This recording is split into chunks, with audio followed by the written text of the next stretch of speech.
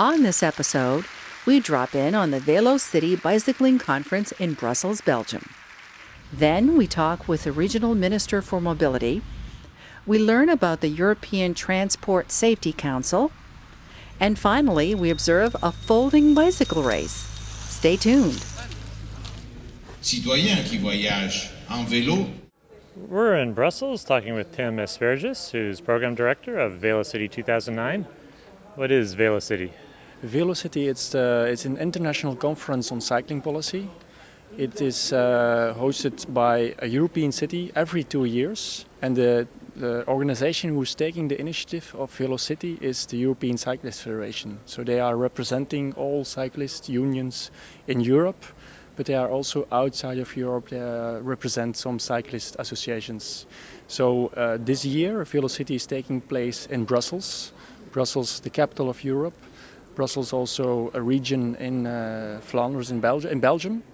And there are this year 850 participants from 53 countries. And it's a 4-day conference where we discuss on the role of the bicycle in urban transport. And as Program Director, what was your job? I had a very easy job. I had to decide what will be the key themes discussed on this conference. As soon as this was decided, I had to look for speakers, chairs, and the key theme of this session is recycling cities, where we want to focus on the role of the bicycle in cities, and what we see also what is happening in European cities the last 10 years is that the use of the bicycle in daily transport is coming back from where it was in many years ago, and that many European cities are seeing that the bicycle for daily transport is one of the solutions in organizing your urban transport. That's more the content. We have at this conference there are 120 speakers from all kinds of countries, Europe, also outside of Europe. And the key theme is, like I explained, the role of the bicycle in urban transport. And you had a different theme each day. Yes. What did you start with on Tuesday? On Tuesday, we had the opening session with some very important mayors. We had the mayor of the city of Bordeaux. Bordeaux, it's a climber city, like we call it, a city which is making a lot of progress in giving a role to the bicycle. We had the mayor of Amsterdam. Amsterdam, a very internationally known cycling city, and also the mayor of Portland. So we invited Portland from the US, a very important statement that we had a US city who is giving a signal we are choosing for the bicycle in our transport system. So the first day was the focus on what role we want to give to the bicycle in a city. Second day, focus on more global items. What are arguments to cycle? We had the World Health Organization here to discuss on health and cycling. We had the United Nations climate panel here, represented by Professor van Iepersele, to discuss on the climate change and the role of the bicycle in urban transport. And then we had a presentation on the economic value of investing in cycling policy. So the return on investment in investing in cycling infrastructure, in cycling promotion. There is no transport mode where you have a bigger return on investment than cycling. So the arguments why we should cycle was the second day. Third day, okay, we have all these arguments. Everybody knows why cycling is so good. But how to get people on a bike? So communication and marketing was the key topic of the third day. We had some big marketeers here, all big brands of cycling, how they sell their products. And the last day, and that's why we are here in Brussels, the capital of Europe. The last day will be finalized in the European Parliament, where we will have a commitment of the European Commission that they will start with a program the Green Urban Transport paper to invest in sustainable urban transport, where they are also going to support cities in investing in cycling policy, in getting along with the role of the bicycle in the city. So we end in the European Parliament, where we will also have a ceremony of signing the Charter of Brussels, where we have more than 50 cities which are going to sign this charter, and where we have also the European institutions that are going to sign a commitment to support cities in investing in cycling policy. People didn't spend all their time in windowless meeting rooms. What did people do to get out and see some of the city? That's what is also what it is also about the Velo-City conferences. We do have discussions during 4 days. We do also see what is happening in real life, in practice, in the field. So that's why on the first day of the conference we had an opening cycle tour with all the attendees and also with all kinds of inhabitants of the city of Brussels. We had a welcome tour in the city of Brussels with a welcome reception at the city hall, where we had around 1,000 cyclists that really made a statement. Look, Brussels still has a long way to go to invest in cycling, but we are asking for it. Then the second day we had a visit to the city of Ghent. It's located in the Flemish region in Belgium. City of Ghent is a very important city in Belgium, which is really working on integral sustainable transport, and they have a very proactive cycling policy. And for instance, in the city of Ghent, we have a model share of cycling about around 15 to 20% of the trips in the city center are made by cyclists. When we compare it now to Brussels, we are around 3 to 4%, and the participants really saw what kind of measures you can take in a city, both on infrastructure level as on promotional level, to get people on a bike. So we had a visit to Ghent, and the other visit was to the city of Liège in the south of Belgium, which is a city which is really doing a lot of efforts on touristical cycle routes, where they really promote also their city by introducing recreational routes through the city center. So they made a real important statement of how you can promote your city with the bicycle.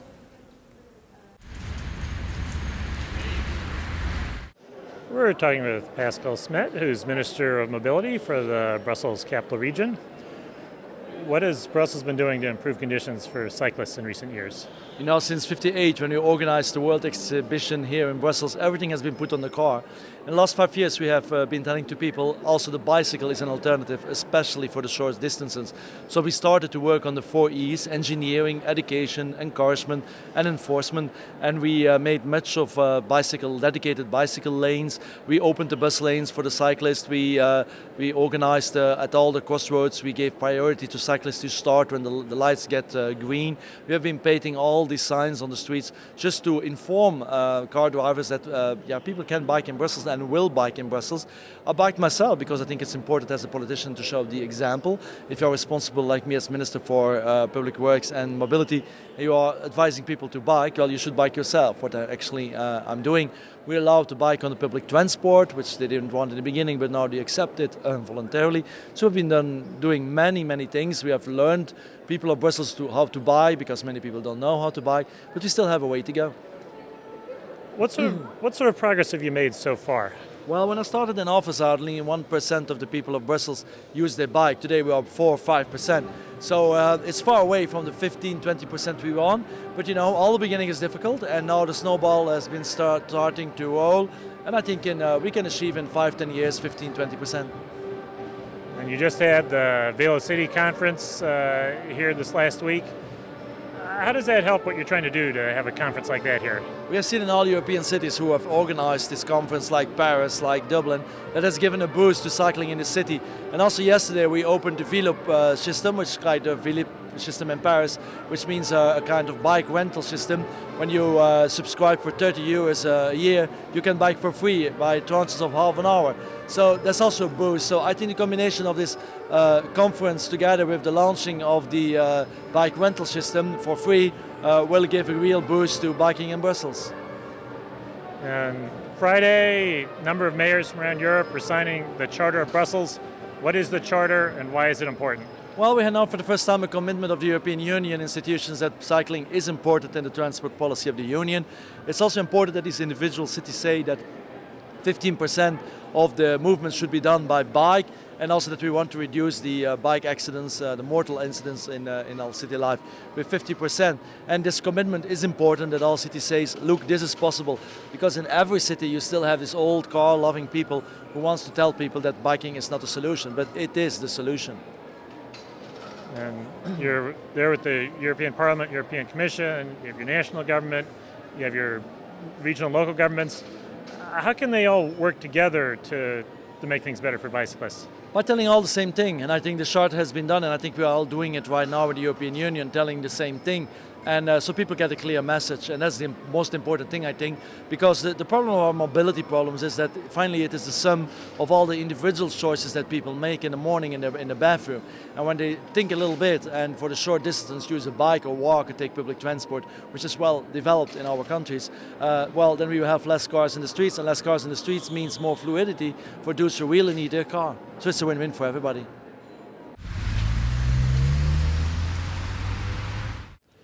We're in Brussels talking with Ellen Townsend, who's Policy Director for the European Transport Safety Council. What is the Council? So we're a non-governmental organisation. We have over 40 members from across Europe, and our main aim is to reduce road deaths in the European Union. So we actually have, the EU has adopted a target to reduce deaths by 50% by 2010, which is already next year. And we're working very hard to do whatever we can to try and achieve that. How big is the road safety problem in Europe? What are you dealing with? Yeah, it's massive. We have about 43,000 deaths every year in the EU. But of course, within the EU, you have massive differences. So the actual difference between the best country and the worst country is 20 times. So that's the variation. What sort of challenge does that create for you when you're dealing with a range of countries with, possibly very different problems? I mean, are there commonalities as well as differences that you're dealing with? Yeah, definitely. I mean, I think there are some very basic things that not all countries are doing, which is to set up a target, set a strategy, identify some key measures to work towards. One of the areas that is very important for us is speed. So anything that we can do to slow down the traffic, especially given to the different contexts. So if you're in a city or out on the highway. Yeah. Why is speed so important? Speed is the primary cause of road deaths in the EU. I'm sure it's also a big cause of death in other on other continents as well, but it's the biggest cause of deaths in Europe. But equally, there are so many things that we can do to prevent speeding and slow cars down, vehicles down, and save lives. So for us, we always promote the systems approach. So that means looking at the road, the infrastructure, the vehicle, and the behaviour, the driver or the pedestrian. And if you take measures to address those three parts of the road system, you can already make some big savings in lives. So very concretely, one of the things that we've adopted in the last 2 years, what was about 3 years of work, was a new directive, so a piece of EU legislation on infrastructure safety. And so now for any trans-European network, so that's a European network of motorways, high-speed roads, the country will have to adhere to a certain level of infrastructure safety management. So, for example, do a road safety audit. And I think, well, we've calculated that could save 3,500 lives a year. So, with the implementation of that directive. And if you've got 43,000 deaths a year, that's definitely quite a good contribution to that. We're also hoping, of course, that the use of these instruments on the motorways will also have a spillover effect. So if you're doing road safety audits for high-speed roads, you'll also think, oh, this is actually quite helpful. And it also makes sense for us to apply them to the rural roads and the urban roads, because, of course, if you identify potential problems beforehand, build safe roads, you're a lot more efficient, as well as being able to save lives, because otherwise you'll have the accidents. You'll realize there's a high-risk spot there. You have to go back to the road, fix it, rebuild it, which involves cost. I mean, financial cost as well, of course, as the cost to human life. Yeah. And dealing with drivers and vehicle occupants, pedestrians, bicycles. Do you have different strategies for the different ones, or do the same strategies work across the board?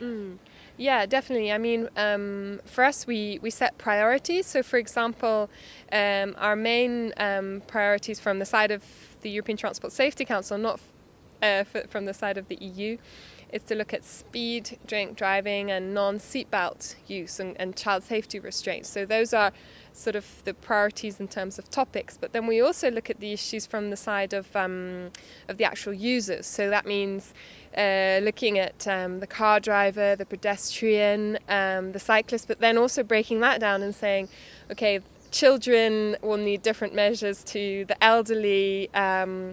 So really trying to not have a one-size-fits-all approach. Yeah, I mean very concretely, one of the other recent bits of legislation that ITSC has been working on has been on a regulation on pedestrian protection of safer car fronts.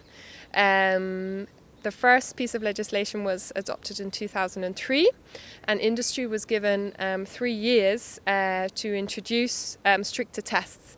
And if they didn't meet the criteria, the Commission said we'll come back and review the legislation. So that's what happened in 2007, 2008, and at the end of last year we adopted a revised pedestrian protection regulation with much stricter tests.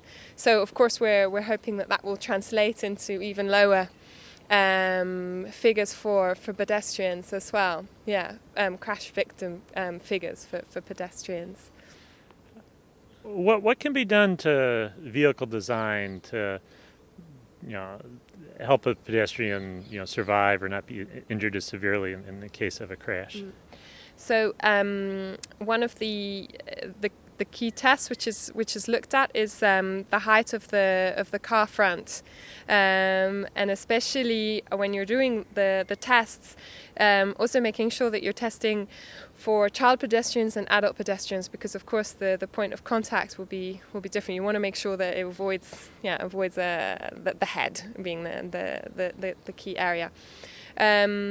So that's sort of on the outer side of the car in case of an actual crash. But the other area that I've also been working on recently, and the EU has also come up with a new proposal on, is trying to prevent the crash from happening in the first place with a pedestrian through technology. And we've been looking at different advanced emergency braking systems, which is where the car will detect a vulnerable road user, be it a cyclist or a pedestrian coming up. And there are 3 steps. The first step would be alerting the driver to the fact that someone was coming. If the driver doesn't react, then some form of assistance is given, so perhaps slight slowing down. And then if the driver still doesn't react, absolute intervention, so the car would then stop. Now that's been quite an interesting discussion here in the European Parliament. Some members of the European Parliament, politicians, have been a little bit critical about this because they're worried, is this technology taking over from the driver? But we really support this technology. We say that case of the car intervening is only the sort of the last stage, and usually you would react to the sound noise intervention before the car screeches to a halt. So the idea is that you have these 3 steps. What progress has been made in recent years on pedestrian fatalities in Europe? One of the difficulties that we actually have is establishing what the situation is for pedestrian deaths in the EU. There's a great level of underreporting. So of course, ETSC is a science-based organization. We have a lot of universities and road safety research institutes that are our members. And one of the things we do is try and collect data on the different groups of fatalities, deaths. But I only have one figure, which is for all the vulnerable road users grouped together, including also the cyclists and the motorcyclists, which are quite a large, I know they represent quite a large group, but it's 40% of that 43,000 figure, so 40% make up the vulnerable road users. Yeah. As I was saying earlier, with this, you have this huge difference between, for example, the situation in Lithuania and the Baltic states, and the situation, say, in the UK or in Sweden. So it's quite a challenge for the EU to come up with new legislation which has something to encourage the worst countries, but also to keep the best countries involved as well. Yeah. So what projects you have going forwards, let's say to 2020? Yeah. So it's a very exciting time at the moment because the EU is coming up with its 4th Road Safety Action Programme, which also includes setting a new target for 2020. And ETSC has been very critical about the progress made so far, both in terms of the actual progress towards reducing deaths, but also in terms of the actual measures that they've adopted for legislation. We've come out with our own ideas for what should happen by 2020, and we're going to propose a minus 40% reduction of deaths. So taking into account the progress so far now, looking at the projected figures, but then also trying to encourage the EU to be ambitious, to try harder. So minus 40 for deaths. We're also proposing to try and reduce serious injuries as well, and to actually set a target for that. And for the first time, to have a target for reducing child deaths. Mainly because we think this is an area which would really galvanize politicians, but also, at the loss of a child death, it's all these potential years that are wasted. So those, in terms of targets, those are our 3. In terms of the actual content, we're really looking to have a public health approach to road safety as an integral part of the next strategy. And that translates very concretely to the pedestrian and also cycling area as being policies to promote walking and cycling as part of being healthy and fit. But also it means making sure that governments enable its citizens to walk and cycle safely. And there's quite a discussion about this, of course, because walking and cycling is far more dangerous than traveling by car. You're 7 times more likely to be killed if you're cycling, and 9 times more likely to be killed if you're walking. Nevertheless, we're not saying don't walk, don't cycle. We're saying absolutely walk and cycle, but you've got to, governments, EU, you've got to make sure that the context surrounding that enables pedestrians and cyclists to move around more safely. So that means looking at the infrastructure example, when constructing roundabouts, making sure that you've got good road markings there also for cyclists, clear crossings for pedestrians. That's one concrete thing. The other thing, which is quite often forgotten, is thinking about pedestrians and cyclists when it comes to urban planning. So again, if we want to encourage people to walk and cycle, there's no point in having a school miles outside of the town or a shopping centre. So getting governments to include road safety and mobility issues, promoting walking and cycling into urban planning. Goed. Iedereen bereid? Ja. Ja, allez.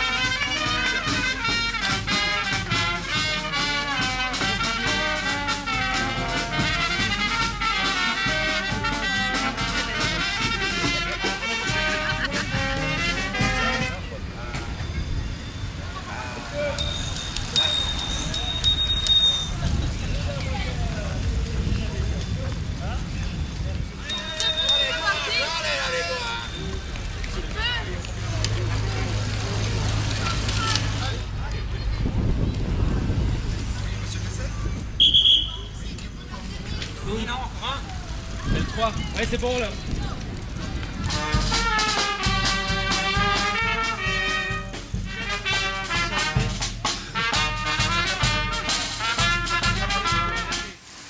Visit us on the internet at www.pedestrians.org.